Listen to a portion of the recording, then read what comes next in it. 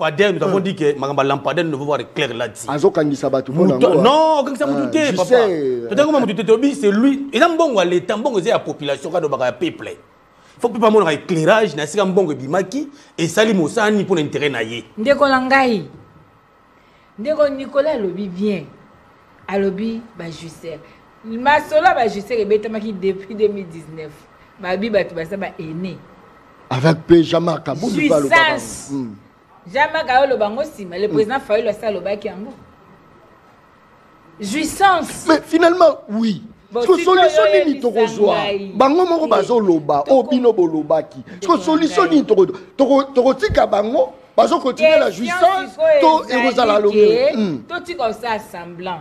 Union sacrée lingi koza face à réalité té. Bango ba komika comment ko sala ke to koma na suka mandat to tricher sur na élection, to luka to changer constitution. Souci au peuple les a souté. C'est au peuple congolais de prendre en main son destin. L'auto-prise en charge peut pas être dans le baki na biso. Et Seigneur le peuple a fungola miso comprendre que bato bako kambanga balakisi ke basus na recette à sika kopesa te. Côté. Boye ko sala nini na boko. Parce que par exemple c'est comme si ça toko sala il faut ministre sala boye, il faut nini sala boye ki ko sala nini. Mais vous avez par exemple c'est comme si boye ki ko mina. Après bote na bino s'il vous plaît. Mon nimboka oyo lelo. La façon où l'ennemi nous avait infiltrés à 100%. Le pays était entre les mains des étrangers. Mais Mboka s'est quitté.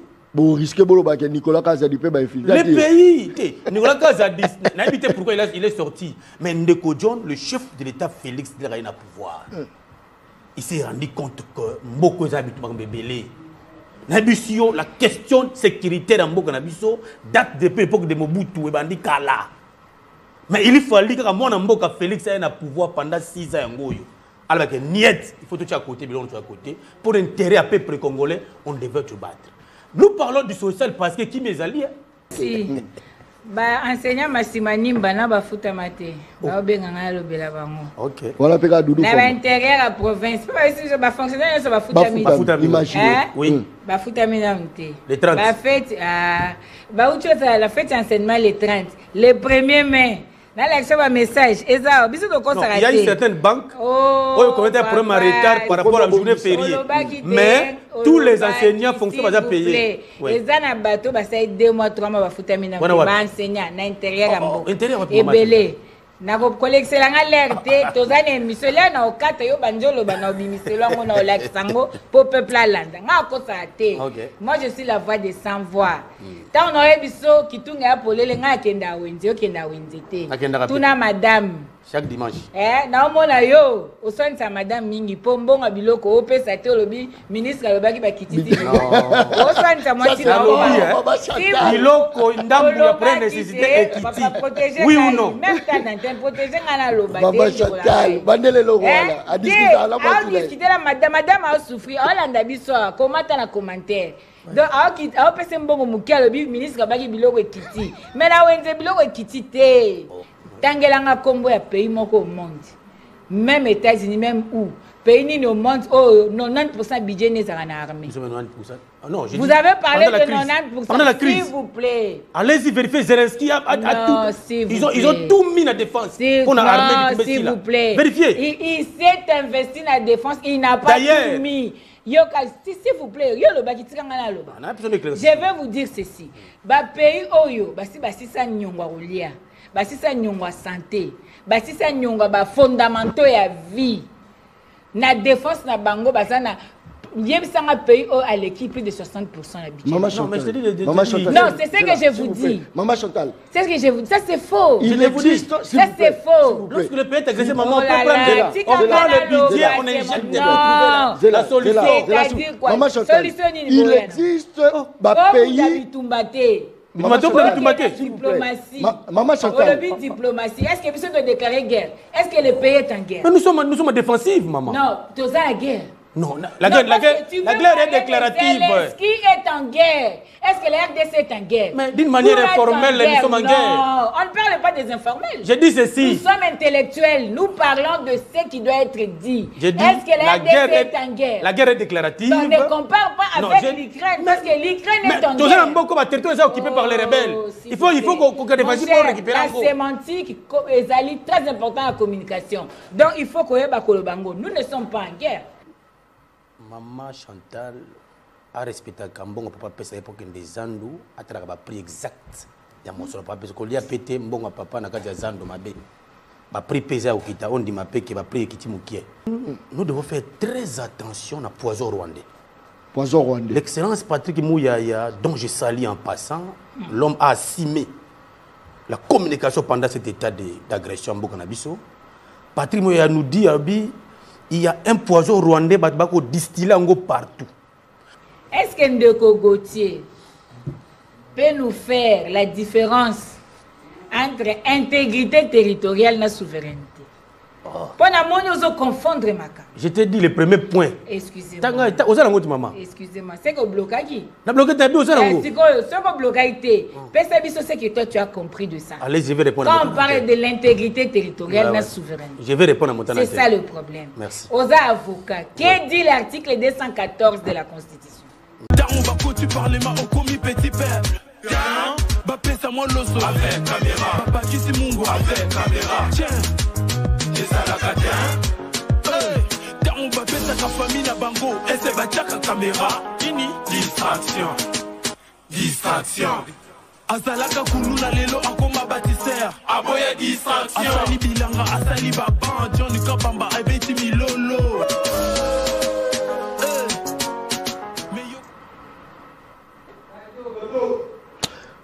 Très bien. Mon collègue là, mon abino Balandia, une très grande émission, la dimension, il y a continent d'Asie, émission Nangaï, émission Nayo, émission, il y a population congolaise en général. Merci beaucoup pour la confiance au Bozaropé, ça, la journaliste, il y a Balabala, les journalistes de la RI, les journalistes non professionnels mais très efficaces. Talandenga Zaro, Talanga, Lobidjo, Nabandi, Nabandi, Ango, Nabandi.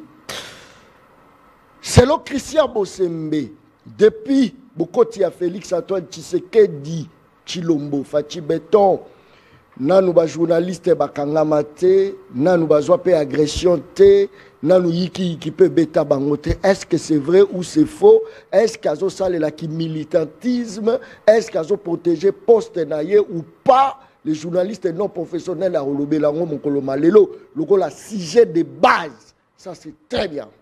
Dans bazar Bino Bossale la peuple Bino Koto journaliste à Imana, journaliste à Wenge, journaliste à opposition, journaliste à majorité. Les lots Baromo Landango journaliste indépendant et journaliste indépendant. Likamozati, ça c'est très bien. Je m'occupe du Rwanda et du Congo qui sont en train de se battre et nous essayons de régler ça. Donald Trump. Wapi souveraineté à la République démocratique du Congo. Ce makambo Congo est commis qu'on a réglé ailleurs. Ça c'est très bien. Bon, il y a une mission, il y a balabala. Jamais, mais au grand jamais, je ne braderai le richesse de la RDC Dixi Félix Antoine Tshisekedi devant les journalistes. Azotala ngai. Continuez. Azotala. Abi place à lobby mabe pour corriger. Tala. Merci. Bajusser Nicolas Kazadi. Moi yiki keza makasi. Nicolas lobby bango tout. Baza bajusser. Ce que vous n'êtes pas Nicolas, les touchables, bah aussi ma Nicolas te. Mais ce que ça là qui Motomoko alobaki, Maman Chantal, Tonani alobaki, mais héros yo déjà ba invitation bandaki. Justice est indépendante, toté.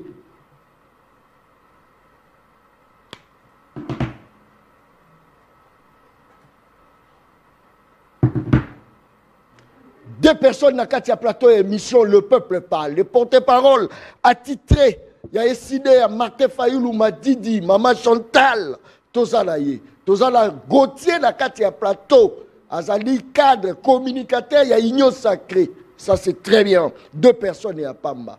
Ah, Bogolobate, au Moni John a penché quitter 2 personnes équilibrées à la Katia Plateau. Je sais. Je sais, Bingo. Je sais. John Kabamba, il y a même Botelanga. John Kabamba, Botelanga, Maman Chantal. Mbote na bakongomani nyonso bokonda biso na grande émission Les Peuples Parlent. Très bien. Na journaliste na biso ya makasi ya mboka John Kabamba. Tika na pesa makasi na bandeko bazwami na Goma, Bukavu et dans toutes les localités occupées légalement par rebelles, bazo makasi bisika bazwami que nous sommes debout avec les stratégies qui seront mises en place, qui ont été mises en place par le chef de l'État avec sa diplomatie agissante. Nous allons finir par récupérer la localité Nyos, parce que les amis, clin d'œil, dans mon amboka, Jean Gobelambak, vous savez que le fils de l'homme Gobelambak, qui Europe pour la besoin de soins de santé, donc le miss au Baroua qui lui a mis un baboua qui ango, Gobelambak il a quitté ça pour nous servir la population naïe, pour nous servir. Jean Gobelambak, l'ancien gouverneur. Ou attirer ma poubelle. Non, attirer poubelle. Ou agir ma baie. Ou attirer Mbongo ya Zando aliaki. Non, est-ce que vous te portez une explication claire dans le dossier ya Zando? C'est ça les problèmes. Quand bateau monté, ma baie comme qualifié même société avec société ya Rwandais. Donc c'est pour dire que Ndeko John dans un principe clair, il y a bonne gouvernance. Moi na moi Gobelambaka, sala ki mosala, est-ce que sala atiki yango bandeko lelo ombo les ko pesa ko kanda ba continuer. Et ça la rayon, et ça la bino nengeni. Tant aux lekina plateau. Très beau, agréable à regarder, intellectuel, bien habillé. Moi, je ne parle pas de jouisseur, mais je crois que dans un état... Non, non, tout ça la Ngai na lobela jouisseur. Ngai na lobela jouisseur. Ngai muto a corrompu. Muto a ibayi lampadaire, nous avons dit que ma lampadaire ne veut voir clair là-dessus. Non, comme ça vous doutez, papa. C'est lui. Et dans bon l'état, bon c'est la population quand on va peuple. Il faut que nous ayons un éclairage, et Salim Moussani pour l'intérêt. Nous devons avoir cet esprit à côté de l'EMA. On va être un projet qui est autant, financé par le gouvernement congolais autant, et Salini pour la République du Congo. Bon, vous êtes pour la montagne, non, voilà, c'est un projet, non, moi je crois que, il y a l'État, l'État a un pouvoir, il y a tout dans moto, voilà, il y a des justices. Il y a des détournements. Le projet Ibana et Kabolambongo, l'État benga pe motoana pour a besoin de des formations. Que c'était quand au moment qui un projet ni kotaki, bato ba Kabolango moment ni. C'est là où nous voulons aussi clarté wana. En chaque moment lorsque un individu a le marque on a la place publique, il faut qu'on interpelle pour qu'il mette à la place publique bah élément azanango. Parce que moi je ne peux pas comprendre des tremplins. Il y a moteur Nicolas Kazadi à l'écana dans une sortie médiatique moi j'ai dit qualifié presque raté. De A à Z, Nicolas Kaza dit qu'il a pu faire la sortie médiatique et ça a raté. Un homme d'État de Godjon a un droit de réserve. Si on doit gérer l'État, tout ce qui était dans la cuisine interne, nous sommes dans la place publique. Mais comme nous sommes dans la place publique, nous voulons que l'État congolais, la justice, et interpellé de Nicolas Kaza dit, après ça peut l'élément ou Azanango, c'était quand projet Akini, Bato Bakabola Ongo Nengeni, qui sont les juiciers. Toutes ces questions-là sont restées pendantes au peuple congolais. Il y a un éclairage dans tout ce que nous avons fait parce qu'on ne peut pas comprendre. Quelqu'un qui a géré finance Yambo Canabiso. Réserve. Non, mais c'est trop grave. C'est trop grave. Est-ce que Nicolas Kaz était un homme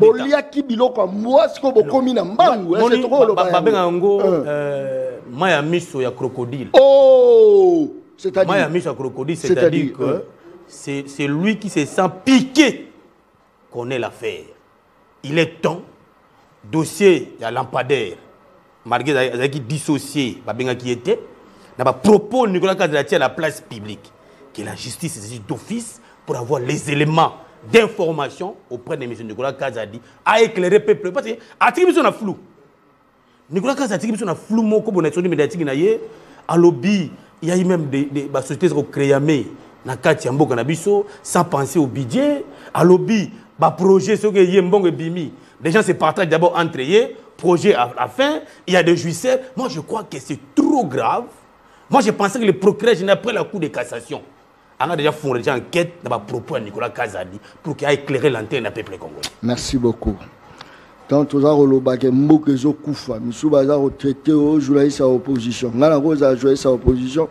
Tant que ça, on a lia, bazo vimba, matama. Monsieur Bazar au Kansalwa, toujours ça, bagé. Or que ça réalité, nous tout soit tali, toujours souffrir. Kota la wenze, d'ailleurs, kolo kitunga yaki, kolo kitunga ça. Aïda kitunga na ye. A expliquer biso, ça c'est très bien. Maman Chantal. Asobi mbote là d'abord. Mbote de Asobi que d'abord maman par respect hein. Mais à quelque sorte on la plateau to benga na bana Congo. Moi la Congo Chantal mbote na yo. Mbote de Vodjana. Bisola kitunga za lolengeni. Papa. Tangu ngolo ayebisi yo ke ngando azobela. Okotia itembe. C'est-à-dire Kabuya lobi Peuple atiaki motema na biso. Mais tant to komi na pouvoir, to tche en, to tche nan intérêt na biso. Voilà Kabuya. Kabuya Augustin. Secrétaire général du parti présidentiel. Ba vidéo ezali. Réseaux sociaux mbezana ba vidéo. Soko lingina ti de la ta vidéo tia. Peuple land. Les Sony. Ba Congolais balanda. Les Sony. Peuple atiaki bango makanisi. Mais ba comme na pouvoir ba luki na intérêt na bango. Ba tie en. Ba kena ko lukana bango ba misepis. Ça c'est fort. Ndeko Gauthier. Au senga ki te procureur a se saisir na moté. Pour la nini. Pas le billet moko avoué. Alors que ba comme na pouvoir ba kena ko luka intérêt na bango. Or, ce qui l'État peuple appelle ce qui pouvoir ezali pour ba luka intérêt ya peuple. Koto anoté même makasite. Sikoyo. Ndeko Nicolas Kazadi alobi. C'est grave. Qui est Nicolas Kazadi? L'argentier de la République. Ça c'est fort. Muto abimisa kambongo pour qu'il na seni.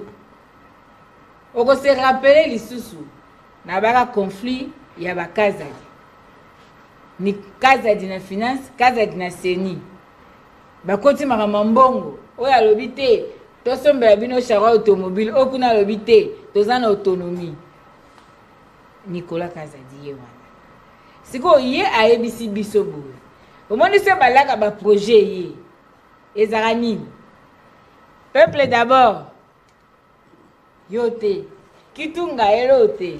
Vide tika no vide. Lisoleza nini? Toka bula na master yo benda kombe. Siko nde après to kombo réfléchir. Siko pona kitunga to sala nini? Tala pourquoi ma Chantal a bondé la kitunga. Maman Chantal, c'est biloko zo matana ba wenze, bazo sala ngona nko.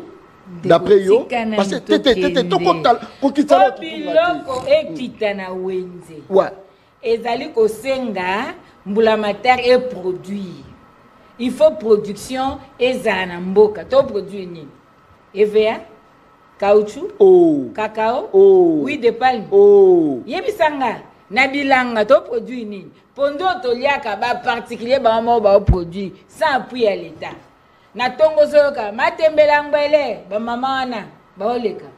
Pondu ya lupangu caoutchouc yango ba mama ki senso ba okita la pondu.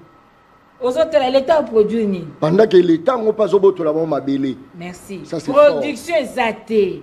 L'état zo produit té. Ba particulier ba produit. L'état zo occupé bango té. Au-delà de ça, sur le plan technique, les Osenga, loi offre une demande et à la respecter. Ceux qui biloko ezako kota ebele, ba demande pe ezali, ezosala que ba demande ceux qui ezamuke biloko ebele ekosala nyeko kitisa prix à marché.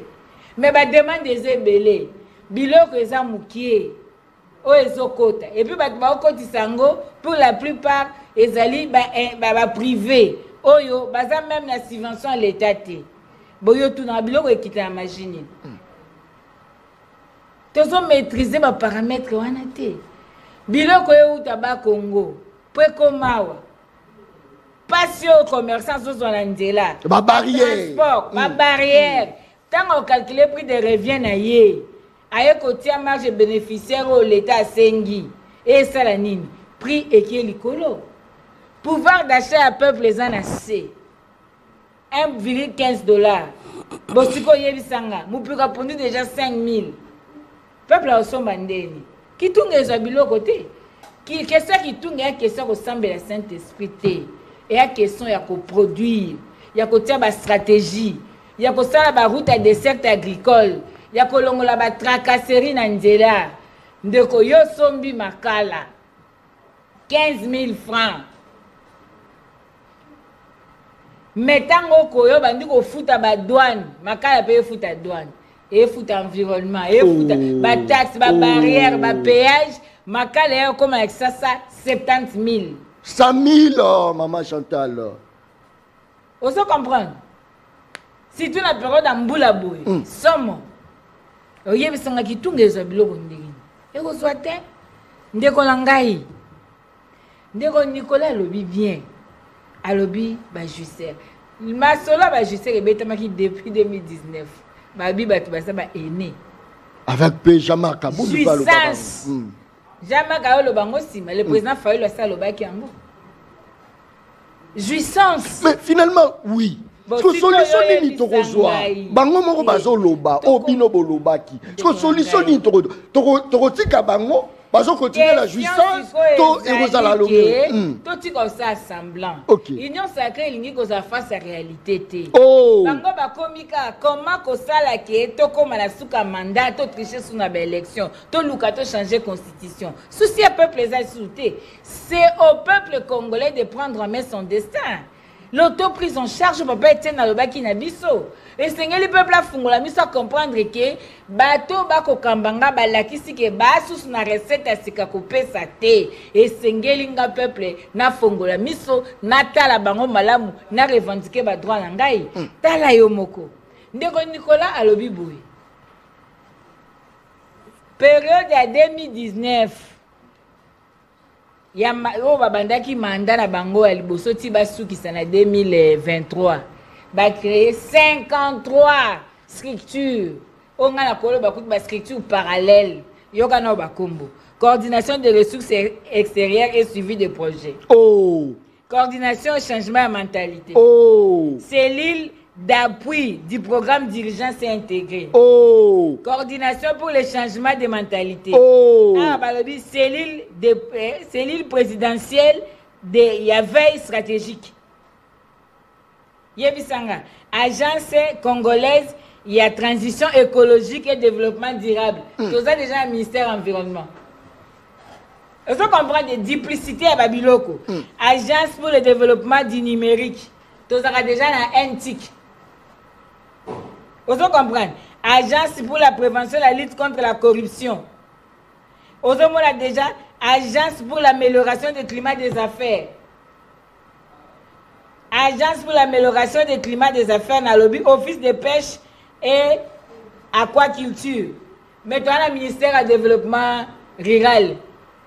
Vous comprenez la caisse de solidarité et de gestion des catastrophes humanitaires. Tout le monde sinistre na Tchango, na des bonhommes. Nandanou, il y a toute une agence pour la solidarité et la gestion des catastrophes humanitaires. Il y a aussi le ministère, il y a solidarité, le ministère des affaires sociales, Togo Benga au Kalabongo. Et ça, il y a le bin abisso qui question est aboué. Ceux qui ne Nicolas a un problème de la justice. Justice est s'occuper naïf, c'est de côté en côté, parce que la justice est indépendante. Mais si ce que M. Nicolas dit est vrai, et que le peuple congolais doit vivre en Goto, parce que Ndeko Nicolas a causé un conflit de la justice. Non. Et dans le Ngolo, il y a un maï. Nakata basse ba maman balela baleka baolo ba mbisa mai. Ngolo c'est bino ki monganda azobela. Siko lingi biso to sani. Bosiko lelo finalité nango maman Chantal. Finalité ezani makambo ya lobby est-ce que tu yango lelo? N'est-ce que déjà ndeko kabu ya lobaka déjà. Le président Martin Fayoul a lobaki déjà. Le président Jean-Marc Kabunda a lobaka déjà. Batonyo soba ko ganga sur la réduction à train de vie à l'institution. Bazo lobelango. La gabégie financière. Est-ce que c'est le cas? Tolanda qui procède à 100 jours. Qu'est-ce qu'on a vu? Qu'est-ce qu'on a entendu? Jusqu'au point qu'on utilisait ma réserve de change. C'est comme ça que c'est défini l'État dans le cannabis. Merci, parce Maman que Chantal. moto yo asimba qui finance. Et puis à lobby, na lobara likambo mingi ya ligne budgétaire. Na émission passée tant que ça qui va débat dans de gogotier. Vous comprenez ce que la gestion a des normes. Au créer une agence, vous recrutez des gens. Il n'y a pas de principe, de critères d'objectivité. Bolingi tamsusu bata parti baza musala, tamsusu ba petit confiance baza lawana, tamsusu toza na moi capacité à portion tonini. Bino monde boye batina yelo ko bozo sala. Mais eza ko za la charge pour na l'état. Parce que alobi bien, phrase na lundi, alobi que ba création est en cours d'année. Or, budget année a déjà voté. Et ça a créé problème dans la gestion. Et ça technique. Donc le problème aujourd'hui, et c'est qu'il faut comprendre que nous allons tout faire le long nzala. Toko tia espoir ndenge nini ke lobby toko lia tant que bakambi au lieu mbongo ba projet. Merci beaucoup. Et kota na bilanga. Et ça la route des desserts agricoles. Et ça banzana na kisasa. Et bongisa ba mai. Et canaliser ba rivière na biso. Et baliser ba fleuve na biso tout ça. Mais mbongo ce qui est ça que batu bakabolaka. Merci beaucoup. Très bien. Maman Chantal, par moi c'est comme si Bino paye opposition. Bokomi ko somba bato ya union sacrée. Ta on a landé les mains Nicolas Kazadi. Non. Nicolas a été acheté par Fayoulou. Non. N'engeni Nicolas Bokobimisa biloko aboye. Comment Bokobimisa? Pas justice, justance. Maman Chantal, au monisco que tu as. Les mauvais esprits de Dieu agissent. Vous avez un mauvais esprit. Et agissant na roi Saoul. C'est-à-dire, Nzambe est européen, Tamoro, Tali passe à Congolais, tu n'as rien. Et c'est un bando côté. Ceux qui n'ont côté pas Maman Chantal, très bien. Ceux qui n'ont côté pas un journaliste, c'est Bokangaï. Ceux qui n'ont côté pas Moutoumso, la Mouka Baroloba, Aza est né. Si qu'on a côté la Kaka, Batouo, Bangomoko, Baosalango. Bangomo Bana, bref. Merci beaucoup. Avant le Bango, Aoutaïouda. Ndeko Nicolas Kazadi autiwa. Auti kuna. Ndeko Kabuya Zarawaka. Avanda kuna. Bosiko yo yebisa biso. Mama Chantal. Mais siko ya ngozo mona que. Très bien. Nangongo ndenge tozabu. Ndeko nanga. Ce sont des choses très sérieuses. Toko memango na liste quitté. Très bien. Et sengela qui l'état na biso alandela. Atala. Pourquoi des dépassements budgétaires à tout moment? Merci. Même si merci beaucoup. Social, la Mouka résistance. Merci. Conscience et moto. Très bien. Peuple. La Mouka c'est l'esprit du peuple. Merci beaucoup. Au peuple merci beaucoup. Ça c'est très bien. Merci. Monière Morobo Talibo Moni Maramboro et comment Kemabe. Oh, bah, ça changer gouvernement, mon gars, ministre Atindi Nani Nae, oh non, secrétaire à Royal Atindi l'enveloppe. John Ozoa Kiango, excellence. Kakata Manda, combina Souka, la Zoa Kiango, excellence. Moussaladi da Saladi, oh, te Simba Kaka, Moni. Tatibo. Ah, Mbogao. Seul pays au monde, oh, camion Mungwa. Bazo futi sango taxi ba bi telema wana futa douane bachango mupandi mbule beti mungwe komi mai seul pays au monde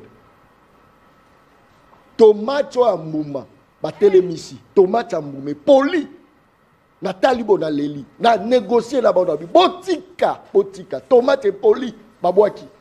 C'est quoi souffrance villageoise na uti na tomate ni na bako ngwa ça fait mal maman. Nyo kwa bitabe. Et poli na nzela malala.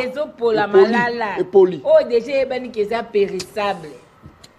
Oh pe muto asali yango na effort na yemo ko pale sabat. Tangu sikoyo Nicolas Lobio alobi wana. Ba juicero ba lié mongo ya mboka bazo sepela bazo bina. Ezaï Kagame. Bazo détourné ba Kagame baza kuna. yango bilo mususu tant tozo tala biso botoloba o eza faiblesse mona Congo rapidement tozaka la sociale je crois que Okobi peut ramasser maman Chantal à tout oui parce qu'il y a deux choses qu'il a dit ça mensonge parce qu'il n'est pas interdit il y a au gouvernement, même si le ministère existe, qu'on crée une agence technique d'appui à ces ministères. Ça, c'est partout, ça s'est fait. Moi, j'entends on a été comme César Banine, comme nous avons dit on crée toujours l'agence pour un besoin à nécessité. Donc, partout quand vous partez dans d'autres pays, au moins, le ministère, il y a solidarité humanitaire et Zali, on crée une agence qui a appui à l'Otal sinistre. C'est pour que ça soit contrôlé entre les ministères ainsi que l'agence qui sera rattaché à la présidence. Donc je crois qu'un œil de la présidence ne doit pas manquer pour que tout le monde soit transparent. Deuxième chose, c'est que moi j'ai dit à mon humble avis que les propos de Nicolas Caz a dit il faut avoir la capacité à reprouver soit des propos graves en tant qu'un homme d'État à cause violer le principe de droit réservé. Mais Tokobo Sanate, il n'est pas interdit. C'est interdit que oyena mungu anayo attention na Brésil bablo après même nécessité futa taxe mais biso ça a été réduit à 80%. Lukuta allez vérifier mise économie Lukuta kosi akosi moi je vous dis moi je te parle est-ce que le bien des premières nécessités ils ont subi une baisse de la taxe. Lukuta. Les gens qui sont sur terrain, ils sont en train de détourner la vision. On rappellera toujours la ministre de l'économie. Très bien. Que lorsque Otié va prix, Otié va baisse va prix, critique inspecteur économique sur terrain, on va dire effectivité, il y a prix sur terrain. Vous n'êtes pas là comme ministre quand il y a bureau. Ça ne se passe pas comme ça. Olobaki a ministre de l'économie nous a dit, Mpio de fait quitta, sauce se fait quitta, l'eau se fait quitta, autre chose dépend de ce fait quitta. Maintenant, là, aujourd'hui, décision marquée, on a comme ministre de l'économie. Vous devez faire maintenant le nécessaire sur le terrain. Agent économique va vérifier comment les prix s'exécutent sur le terrain. Mais tout le monde a mis dans sa décision, mais sur le terrain, aucun n'était. Yango, pourquoi on a comme un principe, au dire au chef de l'État qu'il doit avoir un œil très regardant avec les collaborateurs. Ici, tu as la match des deuxième mi-temps. Un joueur à la hauteur T, il faut le mettre à côté. Le lot Tanguy, ministre des Affaires sociales, ministre des Affaires sociales, mais tu connais le cas de sinistre de Belao. Qu'est-ce que le ministre des Affaires sociales doit apporter pour mener à sinistre? Quelle était la politique mise en place pour résoudre le problème de sinistre? Parce que nous, les alliés Kobeta. Moi, je suis là pour interpeller les responsables.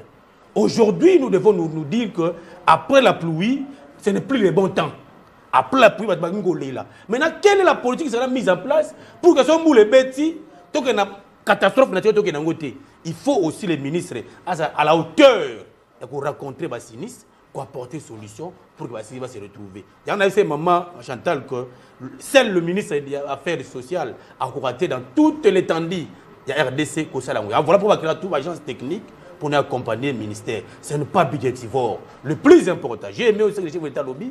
Il faut réévaluer les différentes agences et autres créées, peut-être aux services parce que les agences sont créées pour le besoin de la cause. Sinon, on peut les retirer dans le circuit normal pour que réduire Pekouani. Parce qu'il y a plus de lignes que Monga l'État, lorsque il faut et ça là et l'autre pour l'intérêt à Banamboka. Gauthier, Boyako Sala Nini na beaucoup. Parce que par exemple, c'est comme si ça il faut ministre ça la boye, il faut ministre ça la boyaki ko sala nini. Mais vous avez par exemple c'est comme si boyaki ko mina. Après vous tenez la bino s'il vous plaît. Mon Nimboka oyo lelo. La façon où l'ennemi nous avait infiltrés à 100%. Le pays était entre les mains des étrangers. Mais Mboka s'est quitté. Bon, risquez de Nicolas Caz a dit le pays, Nicolas Caz a dit, pourquoi il est sorti. Mais Ndeko John, le chef de l'État Félix Tshisekedi a pouvoir. Il s'est rendu compte que Mboko Zabitou Bébélé. Nabisio, la question sécuritaire en Mboko Nabiso date depuis l'époque de Mobutu et Bandi Kala. Mais il fallait que mon Mboka Félix ait un pouvoir pendant 6 ans. Alors que Niet, il faut tout à côté, à côté. Pour intérêt à peuple congolais, on devait se battre. Nous parlons du social parce que qui mes alliés. Maman, c'est dans ce qu'on parce que qui mes alliés na mboka. Qui mes alliés certains coins en mboka. Certains coins. Où les chefs de l'État, avec l'armée et les patriotes de Ouazalendo, se battent pour qu'ils récupèrent d'autres localités. Mais si toute la République est qui prise, pardon, maman, c'est qui tout le monde. Voilà pourquoi j'ai toujours rappelé. On ne peut parler de social que lorsqu'il y a aussi la paix dans toute l'étendue des rapports du Congo. Maintenant, quand le président, chef d'État, ça là, le ministre Naye, une pierre deux coups. Nous devons accepter. Il faut social, la base à l'aise.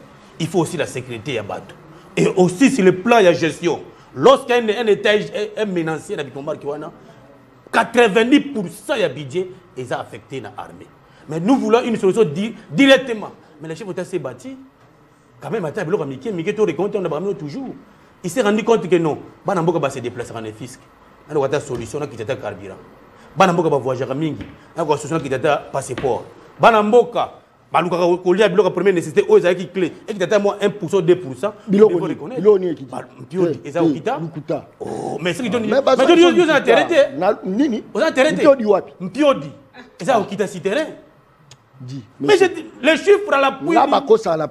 S'il vous plaît, s'il vous plaît, les rapports officiels du ministre de l'économie. S'il vous plaît, sur le terrain en place, l'effectivité là. Ah, papa, mais la passion, s'il vous plaît.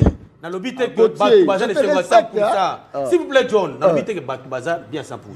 Mais certaines avancées significatives, nous devons reconnaître ça. Mais je rappelle, j'insiste que les différents ministères, il faut aider Tata Ibo. Ministre, vous avez une seule obligation, obligation des résultats.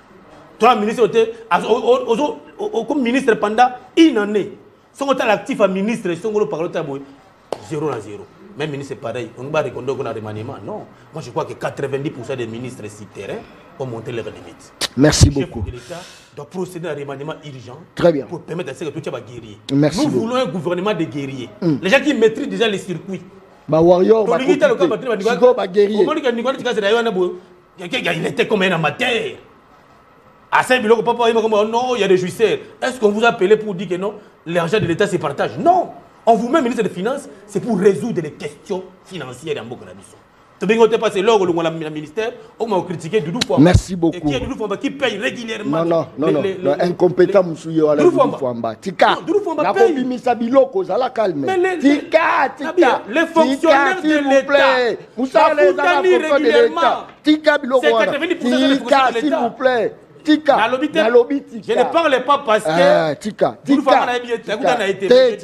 que l'homme a une certaine crédibilité. Au moni Doudou Fouamba. Vaut mieux que Tata Nicolas que Doudou. Oh, Tika, comment ça? Tika, bangonyoso. Baba tout mon ko Tika, Tika kotanga. Oh, na boyo kata vidéo tindela. Tika. Na lobi boyo ba fonctionnaire de l'État. Tika. Na lobi était Doudou incompétent. Doudou Fouamba fait quelque chose. Merci. Pour la chaque fin du mois. To côté d'actualité mais on ramasse yo qui nini moi na Congo à contredire yo ya olobaki dilo na winzeza okita. Obibilo eza okita. Très bien. Bien de première nécessité. Merci. Yoka actualité oh il faut to kota déjà. Yoka Christian Bosembe. Olingage makasi yo maman Chantal. Monsieur le Président, sous votre mandat, aucun journaliste a été tué, ni arrêté, ni torturé. Dixie. Christian Bosembe. Christian Bosembe. Malobonga munayo mama Chantal. Malobonga. Merci. Ba enseignant Massimani mbana ba futa mate. Ba obenga ngalo bela bango. OK. Voilà peka Doudou. Na ba intérieur à province. Pas ici je ba fonctionnaire ça ba futa mi. Ba futa imaginer. Oui. Ba futa mi na mté. Les 30. Ba fête ba outre ça la fête enseignement les 30. Le 1er mai. Là, un message. Il y a une certaine banque qui a un problème en retard par rapport à la journée fériée. Mais tous les enseignants fonctionnent pas payés. Il y a un bateau qui a 2 mois, 3 mois, qui a enseigné à l'intérieur. Et nako kolexela alerte tozana émission là na okata yo banjolo bana obimiselo ngo na olaksango pour peuple alanda ngako ça té. Moi je suis la voix des sans voix. Tant on aurait biso kitunga apolele nga kenda wenze okenda wenze té. Tuna madame chaque dimanche. Na omona yo osonsa madame mingi pombonga biloko opesa té olobi ministre alobaki bakititi. Osonsa moi ti na biloko ndambu ya première nécessité équité. Oui ou non? Même tant protéger ngana loba Maman Chantal, bandele lo wala. A discuter à la moitié. A discuter la madame a souffrir. Olanda biso comment ta na commentaire. Donc a pese mbongo mukia le ministre kabaki biloko ekiti. Mais na wenze biloko ekiti te. Yo bitom so ekiti place nini. Bo ça biso wenze. Wenze bino bato enyo sacré bokenda ka bo la biso peto bandoki. Po bino ekitaka kana mituna bino ekitaka ka epa na bino biso to mona ngote. Ba ebisa biso ngokuiti. Ndeko ngai. Olobi mais malgré ministère ezali l'état azana makoki ya ko créer ba agence tout ça boena boy. Mais yo kana ebisa yo. La bonne gestion exige à ce qu'avant de créer agence, il faut avoir des conséquences, il y a structure aux autres créées sur le budget de l'État. Ça c'est fort. Tant qu'on crée une agence, aux personnel à Sika. Vous créez une académie, c'est ça. Ma papa. Aux personnel à Sika. Aux a besoin d'équipement à Sika. Aux a besoin de frappe premier établissement. Aux a besoin que étambola normal. C'est-à-dire tant qu'il n'y a pas une ligne budgétaire, comment un gestionnaire peut créer quelque chose? Parce que... Oh non, s'il vous plaît.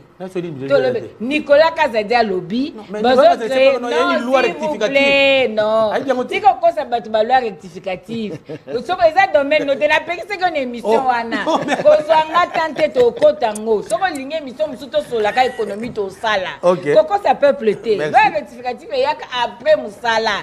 Nous parlons ici de la bonne gouvernance.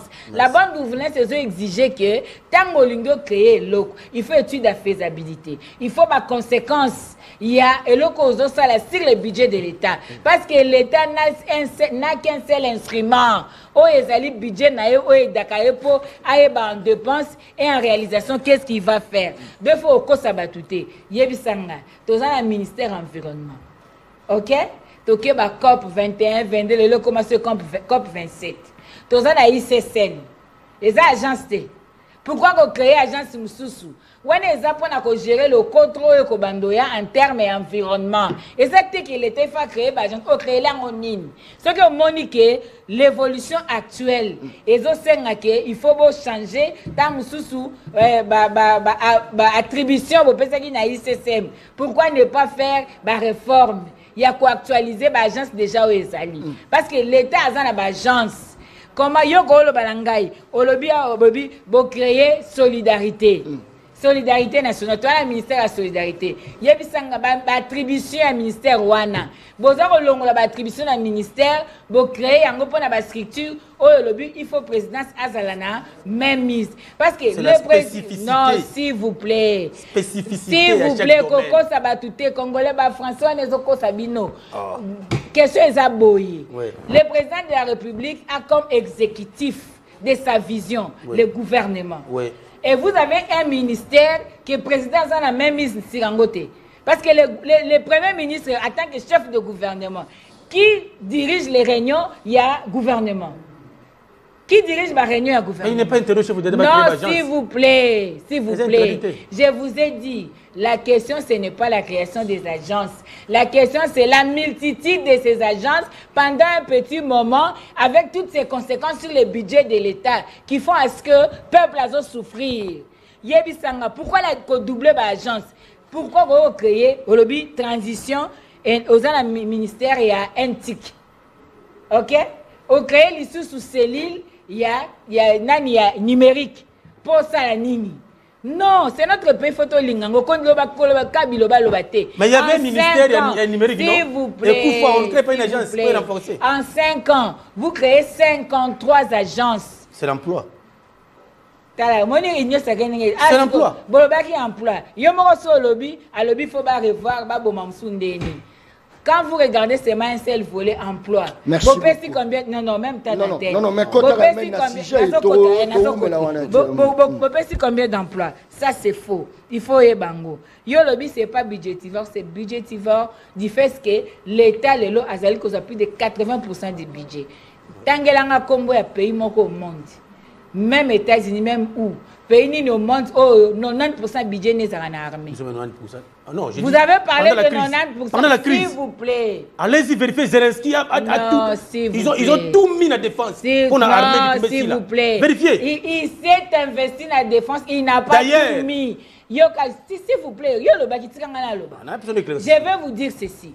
Ba pays oyo, si ça nyongwa rolia, si ça nyongwa santé, si ça nyongwa ba fondamentaux ya vie.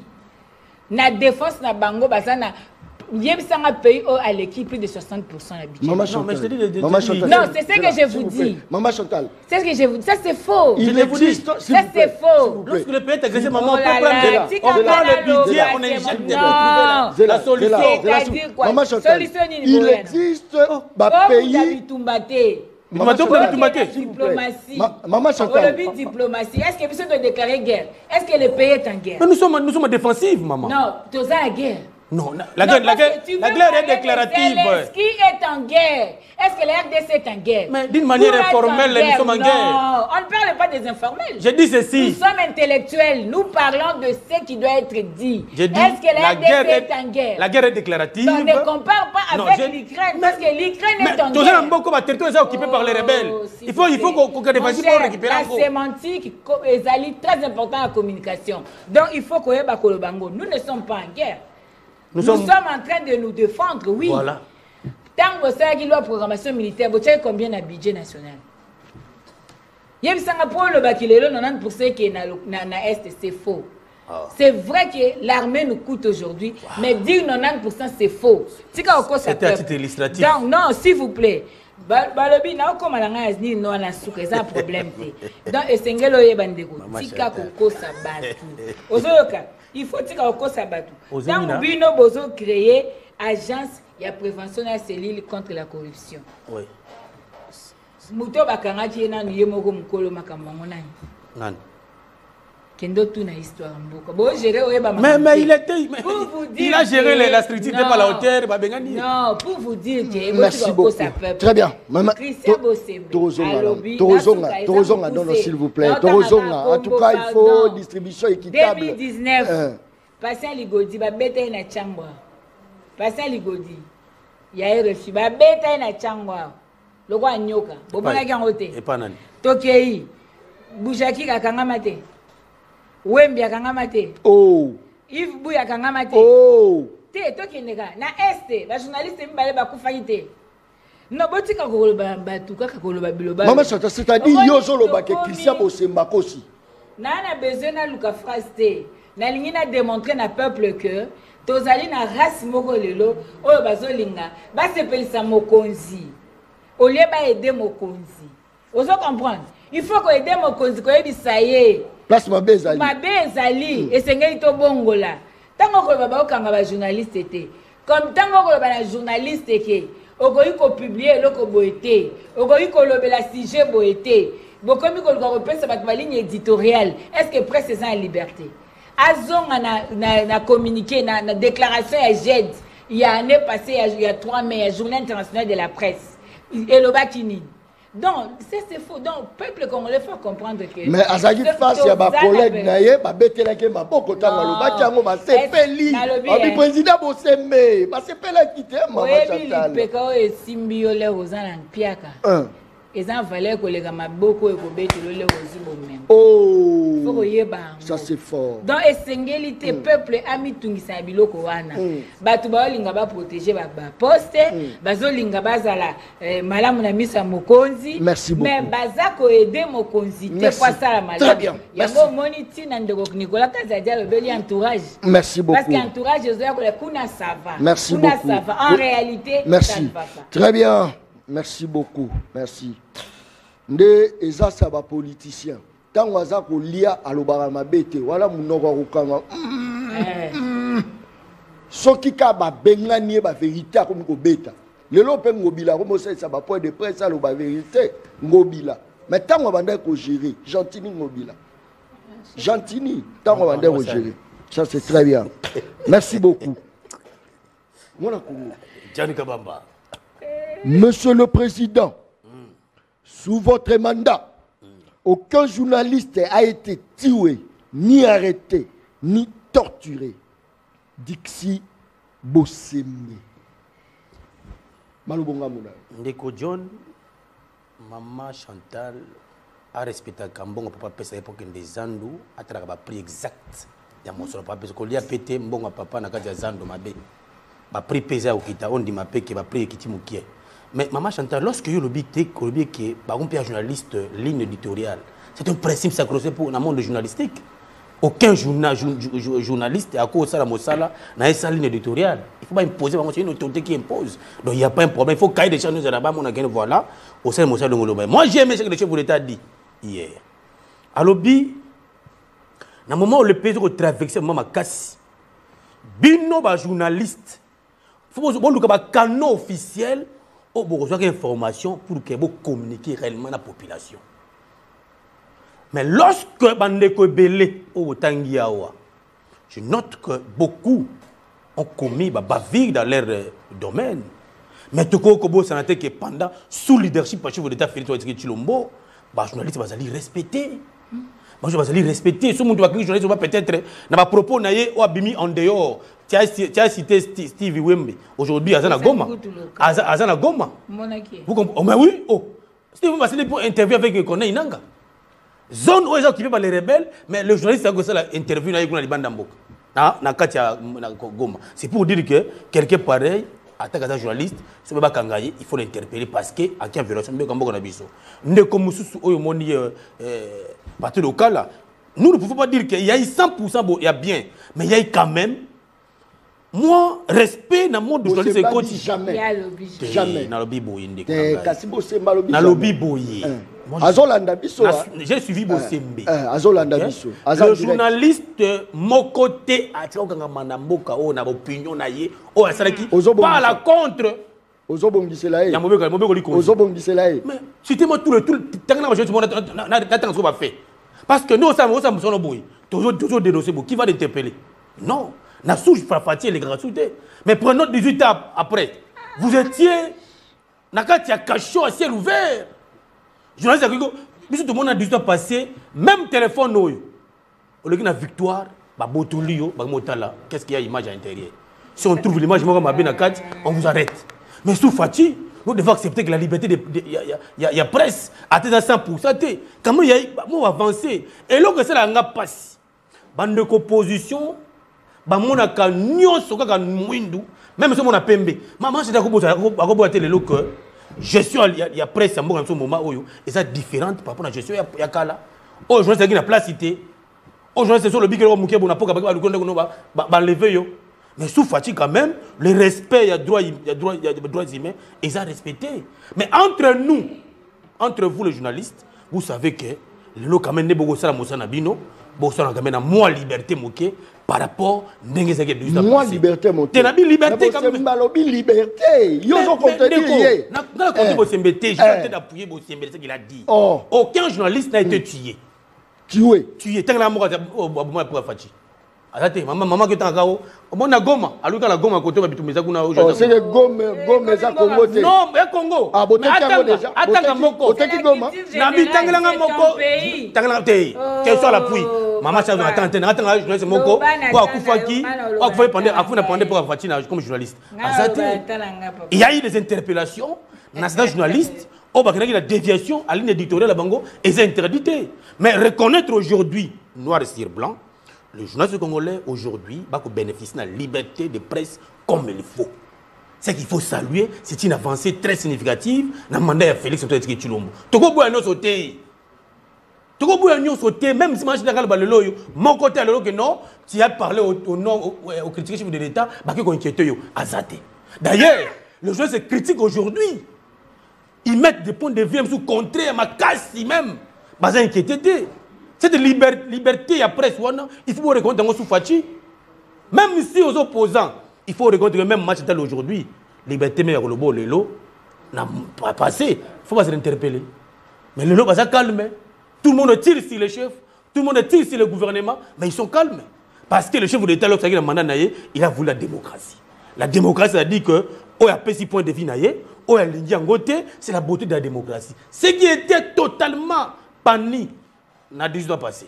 Reconnaître quand même n'a pas Fati, moi respect les amoukiers et nous devons avancer dans ce sens qu'on reconnaître que non, liberté de presse, ils ont quand même respecté Namogo Nabiso et que les journalistes basés à l'aise dans leur domaine. N'en déplaise aussi, en tant qu'humain, il ne manque pas de dérapage, mais d'une manière principale, les journalistes basés à chaise d'abango confortable, bazali bien et rien n'intéresse les journalistes à émettre un peu de vie contraire dans la gestion de Mozambique. C'est ce qui a été très difficile dans le mandat passé. Les Cambozate, parce que tant que les journalistes, il y a majorité de l'opposition pour il y a un groupe dans Bango. Ah, Kopeza Koto. Il y a Bino Bozo Sarana. Vous blaguez vous, hein? Vous avez quitté.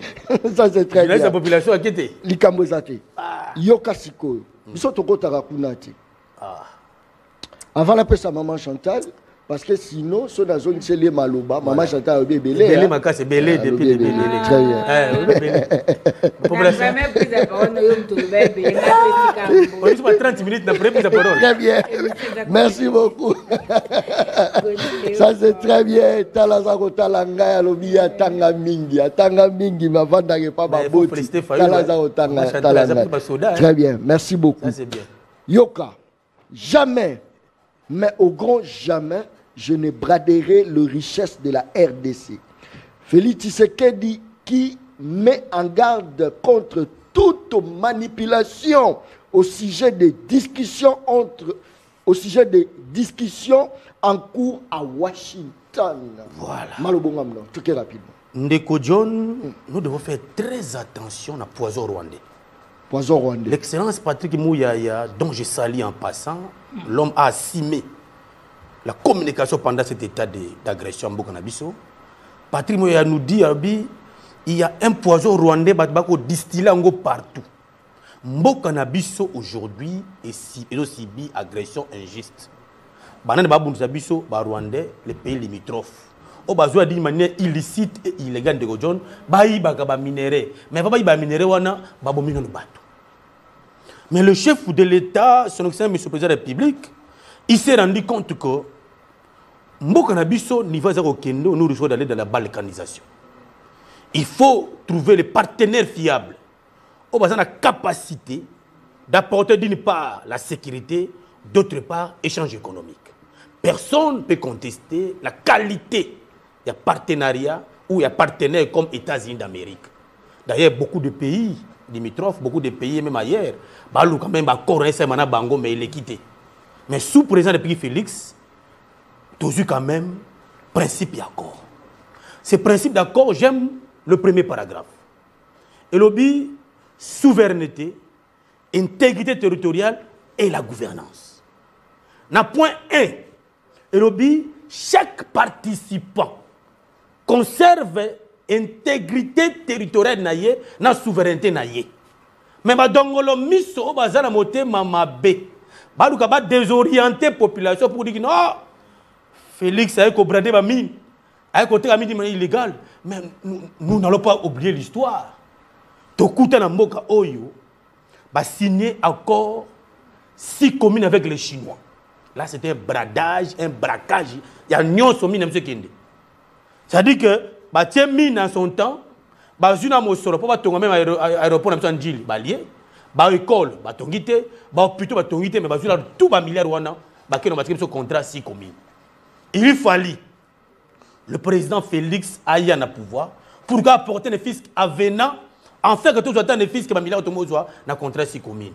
Maintenant aux accords de principe États-Unis, la population, nous devons accompagner cet accord de principe parce que il faut protéger l'intégrité de l'Abisso, souveraineté de l'Abisso et la bonne gouvernance. Parce que ça a 6 points. Il y a aussi un point où il y a échange économique entre les États. Donc rien de bradage, c'est un accord de principe pour la souveraineté en l'Abisso, intégrité de l'Abisso et puis la bonne gouvernance. Maman Chantal, Bino ba opposant, rôle na Bino ezali. Il y a diaboliser ton rôle na bino ezali. Il y a s'opposer na mama B mais un esprit patriotique. Bino nde awa la plateau bolobi. Félix a kekaba ba richesse de biso des États-Unis. Ba signé ba corps, ba sali boye, ba sali bino. Lelo aye moko mokonza mboka lobi yango. Jamais, mais au grand jamais, je ne braderai les richesses de notre pays. Maman Chantal, en âme et conscience, n'est-ce pas que Félix Tshisekedi a une avancée significative, mais il est mal compris par vous les opposants. Malobonga Mouna. Merci Ndoko John. Nangina Lobaboé. Ndoko Nanga. Ba journaliste comme qui exil. Forcé. Et bah comme il est obligé, bah changer, bah comme bah pouvoir pour bah ça bien. Bah c'est belé. Bah il y a exil quoi ni. Ce qui mettait journaliste c'est ça qui n'engue de quoi mazolo. Tolinga Congo mon cher frère. On peut défendre l'union sacrée tout en gardant ses valeurs, tout en disant la vérité. Batu ba kima ki ba kenda ki lelo ba comme obligé ba comme ba pouvoir pour bazana kimia. S'il vous plaît. Et la question qui a été posée de Robo Sembalobi, nan ba kanga journaliste mon côté sous Félix Tshisekedi, c'est faux. Il y a moi a démontré ba tnyo son atangi prouver que ba journaliste. D'ailleurs, liste est citée. Bah, Jean Lungila. Bah, Eric Wemba, Bazard. Non, s'il vous plaît. Tolinga peuple. Ndeko, Aoutikoloba, bah, opposant, ça veut dire tout est mauvais. Non, tout n'est pas mauvais. Il y a bien, Torokumisa. Il y a Mabé, Torotémela. Est-ce que Ndeko Gauthier peut nous faire la différence entre intégrité territoriale et souveraineté? Pour nous confondre Maka. Je t'ai dit le premier point. Excusez-moi. Excusez-moi. C'est que bloqué qui? La bloqué t'as bien aussi. C'est que bloqué. C'est ce que toi tu as compris de ça. Allez, je vais répondre. Quand on parle de l'intégrité territoriale et la souveraineté. Je vais répondre à mon temps. C'est ça le problème. Merci. Aux avocats, que dit l'article 214 de la Constitution? Oui, je vais répondre. En rapport avec ma traité.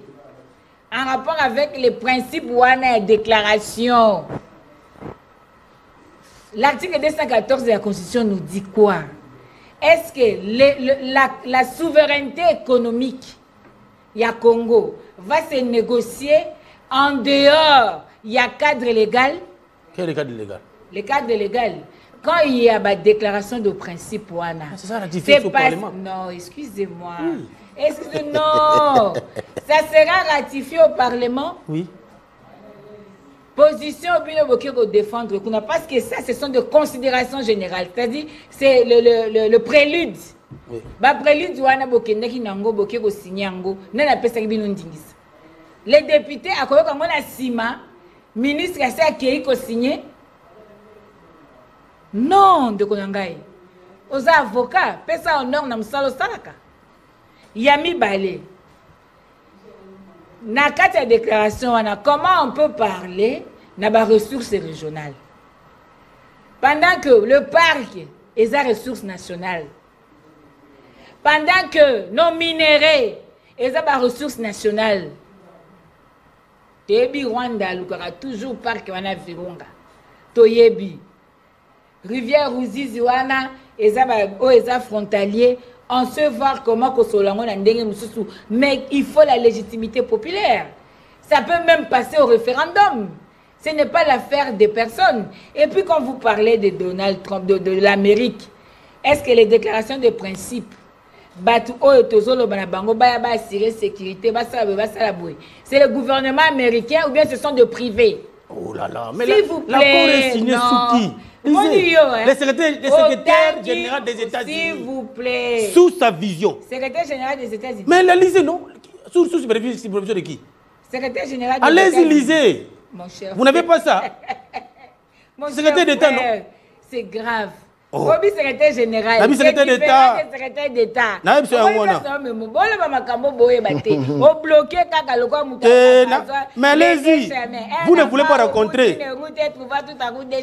Vous comprenez en côté yo en tant que pratique nani expert en matière il y a droit. Oui. Ce n'est pas la définition que tu devais donner.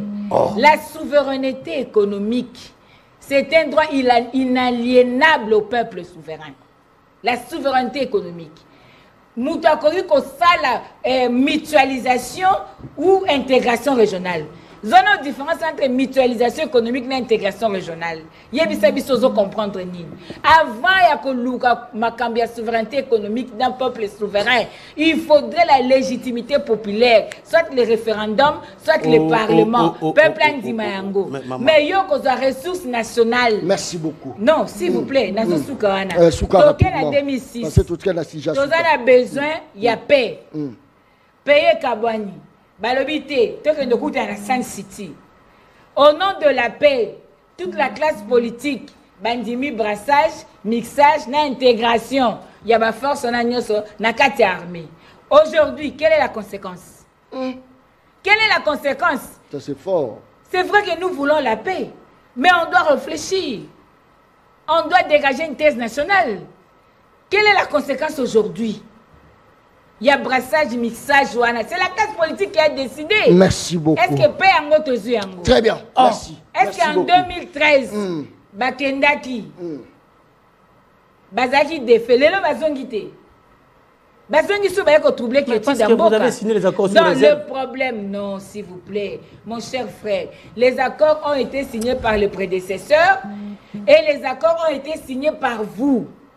Votre façon de gérer cette crise nous a amenés là où nous sommes. À un moment donné, rentrant vous-même, examinez-vous. Mais nous voulons assez que tout solo là, tout ça, la cohésion nationale, tout ça n'a pas idée pour te solutionner le problème. Merci. On ne peut pas aller parler du Congo sans les Congolais. Très bien. Merci et parler beaucoup. Du Congo avec les Congolais, c'est avoir la légitimité populaire. Très bien. La légitimité qui passe par les représentants du peuple, les bons représentants du peuple, ou bien par respect à la loi et en boca. Merci donc beaucoup. On ne peut pas gérer comme ça. Très bien. On va décider ça les locaux. Non. Merci beaucoup. Nous, je suis congolaise. Merci. Et à Moutema Mabete, na lobby que pas que Virungeza ya biso.